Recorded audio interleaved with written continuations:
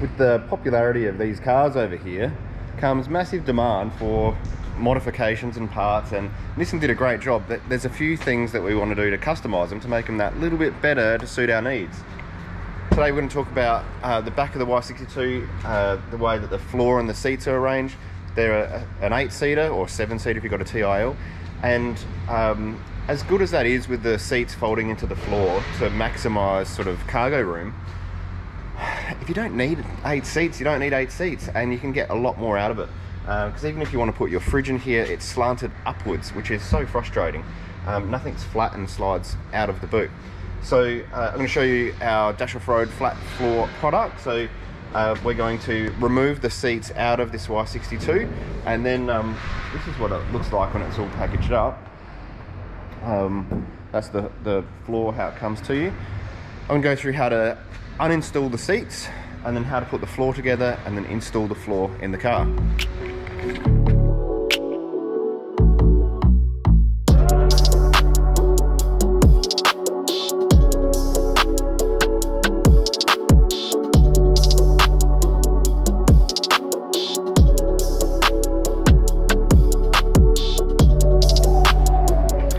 This isn't a difficult job. If you're even half handy with tools, you can do this. It's not a big deal at all. What you'll need is, well, to make it as quick and efficient as possible, I'm going to do it all with an impact driver because it does speed things up. You'll pull the car apart with this 10mm. If you've just got a spanner, that's fine too.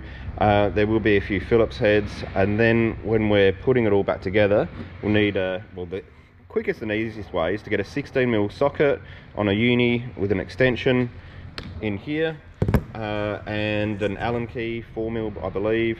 I'm going to use it with the impact driver and Phillips head as well. So that's the tools. You don't have to use this like impact driver stuff. You can just use whatever, you know, tools you've got lying around. That's the quickest way to do it anyway. Alright, this is what we're going to see when we open the box. Like this. So it's you can see the underside here, it's form ply, and then a fair bit of effort's gone into this. This isn't something that you can just go to Bunnings on the weekend and buy materials for. There's a 3-axis CNC machine that comes in and puts all these bevels in perfectly, pre-drills all the holes. There's only 3 here, and there's, whether you can see it or not, there's a little bevel on this angle here. And that's so when you're sliding stuff off the floor, it doesn't drag across your plastics. So we've got a 3mm raise there. And when you see it in the car, it really finishes it off too. Other parts, we've designed this as like a sink plug.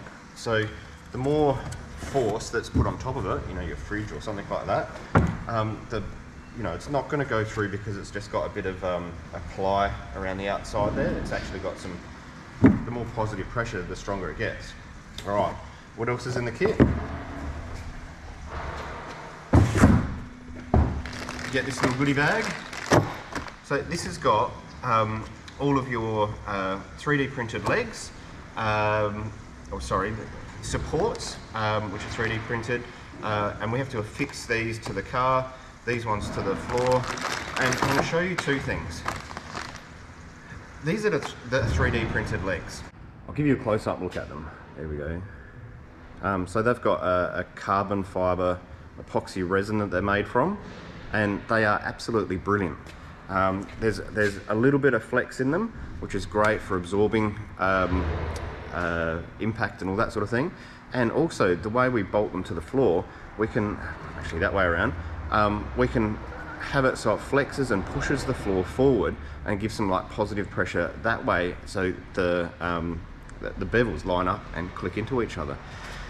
However, before I go on to the however, not only are we so confident in these that we went and got them dynamically tested, so for destructive testing. So that's essentially making up a mock Y62, putting the floor fitted into it as if it would be in the car, putting 350 kilos on it, and then oscillating up and down. I think it was 2 million times. It took 10 days to do the test, and at the end of it, we go over the whole thing again and look for stresses in anywhere in the whole system.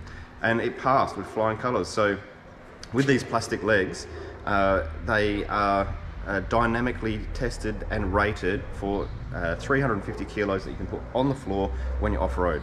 I don't know of any other company that has gone to that level to make sure that this product is as not just looks good, but performs as good as we say too. Here comes the however. These are incredibly hard to make. They take about, well, you can make 4 at a time, but they take about a day to print, and the failure rate is high. So as soon as you get one little error, one thing goes wrong, and that's it, you've lost a day, you start again. And as far as demand goes, we sell, you know, probably 2 floors a day, and we can only make 1 floor a day with these legs.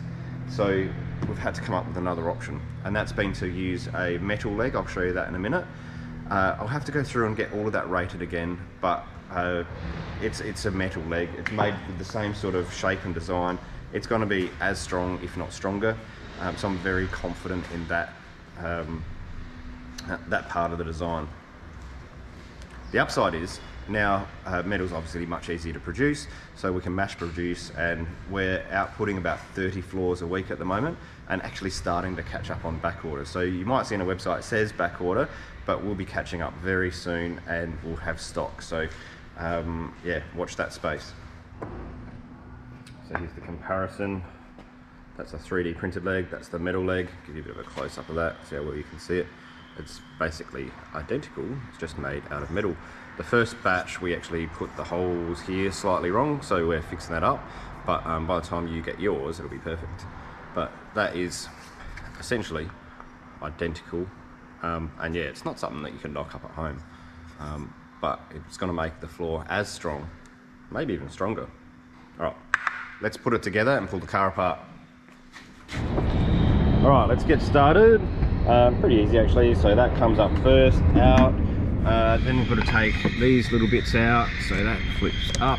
Oh, if I grabbed a screwdriver this would have been easier. And then you can push that through like that. It comes out the other side. Haha. 10 mil on here and same on the other side, and then you can flip this over and start. This part just like pulls up, like it's got some little clips, and then I'll do that and we'll get to the next bit.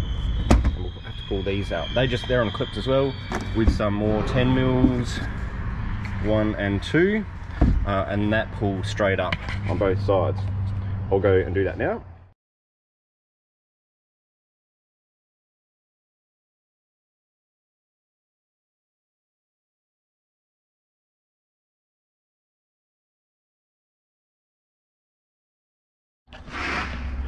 Alright, there was a sneaky 13 mil there too. Now it's 10 mil, 10 mil, 10 mil, 10 mil, that piece comes out, and then we start pulling the seats out. Oh, I know the blue one's in front of 16. I'm gonna guess there's probably 16 too. I'll tell you in a minute anyway. So yeah, basically 1, 2, 3, 4, 5, 6, 7, 8 coming out, and there'll be 4 16 mil blue ones on the other side of this seat.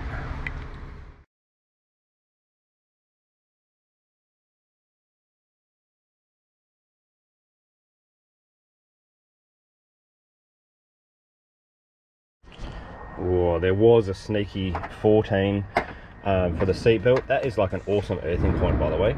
And yeah, they were 16s. So seats out, and then we start to put the floor in the back of the car here. These blue bolts, they're the other 16s. That clip was over the top of them. You just take that off, and it's 1, 2, 3, 4 on the front of the seat. You retain them, you've got to use them afterwards. Alright, that's what we're left with at the end. The jack can stay there, by the way, unless you're putting a battery or something in. But alright, all out. Now to build the floor. Alright, in the box you'll get a bit of paper. It's a pretty good template actually where everything goes, because there is a small bit of assembly required. Have a good look at that before you start. I'm going to start with the most rear section of the floor, and put in these little 3D printed like little cylinder spacers, very lightweight. There's marked little pinholes right at the rearward part of the floor on the underside to screw these into, so I'll do that now quickly with a Phillips head.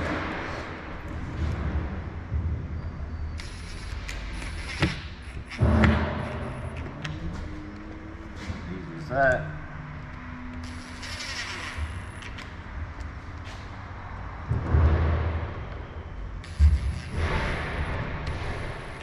You'll notice this is in 3 sections. So if you wanted to have just you know, say the driver side seat up or the passenger side seat up, you wouldn't install that part of the floor. In this particular car, we're going to do the whole lot, but it is flexible, so modular. You can decide exactly how much of the floor you want in the car. Alright, next part, we 3D printed or metal legs, depending on which one you've got in production. We're going to install that, so that's as easy as getting these 10mm bolts and putting them into the nutserts that are pre-drilled and set up. And I'll also show you've got 4 of these other 3D printed legs, 2 large or 4 larger ones, and then 2 probably about half that side. The 4 taller ones put aside, they go into the car in a minute. I'll show you that. These will go here shortly, so that's I'll need an extension, and they'll go straight down. Oh, no, wait, straight down like this. Making this look good, aren't I?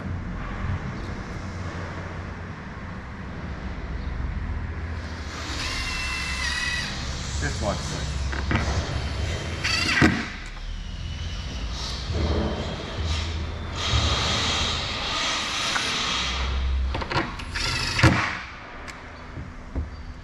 So that's basically just to give a bit of extra support. This is actually the outer side of the car's, the floor being upside down. When that flips over, that will be on the driver and passenger sides.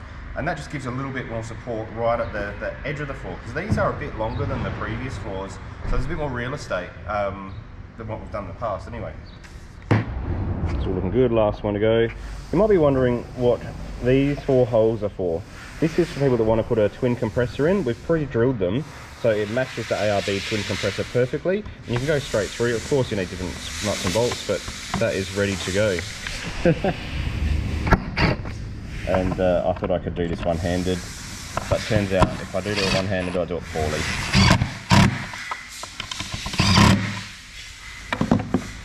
Alright, now, next, these ones, they go over here. So see these 4 bolts up here, that's the support. There's a slant to them, so make sure you slant them the correct way, and then it's you retain these bolts over the top and they go down. So I'm going to put them in 1, 2, 3, 4 next.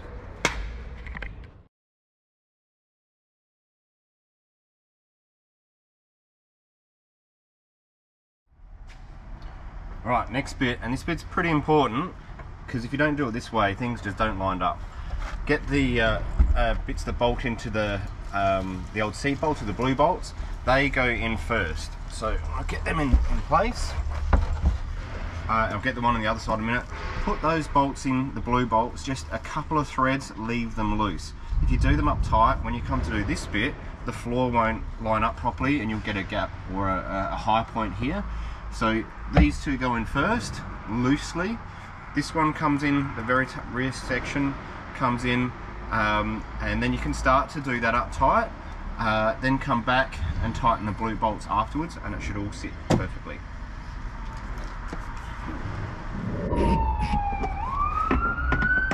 Oh, don't you hate it when you're recording and Ambo comes past?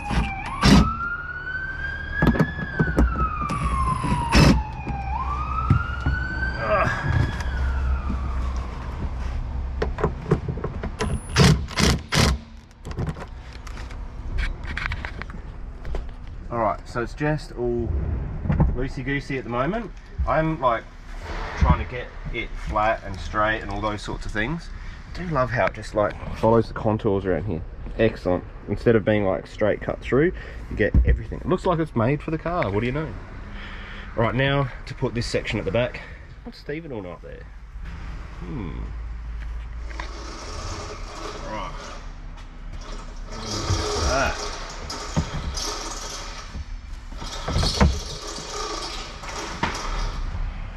There we go. That's what we want to sit like. Push it back and sort of like falls into place. There needs to be some positive pressure there. Positive pressure. Like so. Alright, change bits. 4mm Allen key bit. There's 3 screws. I'm going to put them in by hand to start with, just to make sure I've got them in the right spot. can sort of feel your way through it. Like that. Just loosey until I've got everything in.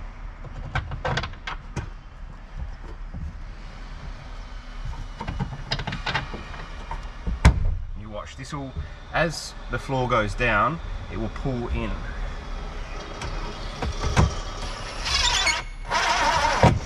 How many ugga duggers? Well, for now, I'm just doing one ugga dugger until I've got everything in.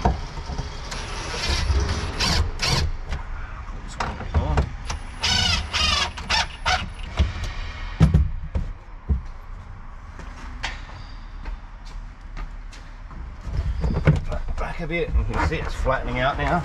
There we go.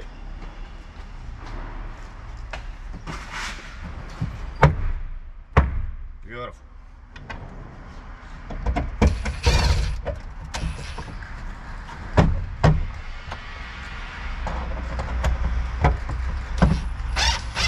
There we go. So before I go tight with everything, I'm just going to make sure it's all flat, aligned. There we go, that's coming up good now. I'm liking that.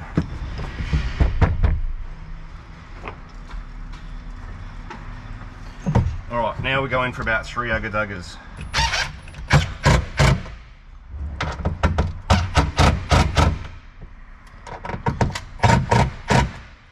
And I can tighten those other 16 mils up hard underneath now.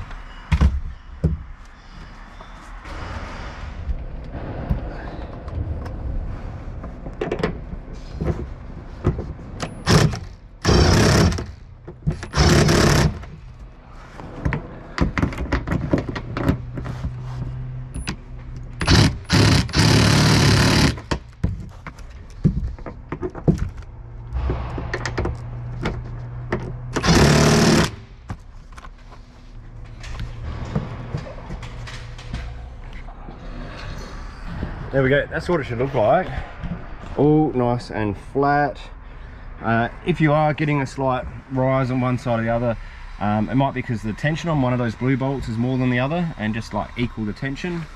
But otherwise, we just need to put the little bits in the top here, which you've got just over here. And I keep thinking to myself, which side do these go? I think I like the dash on this side, but you know, whatever you like.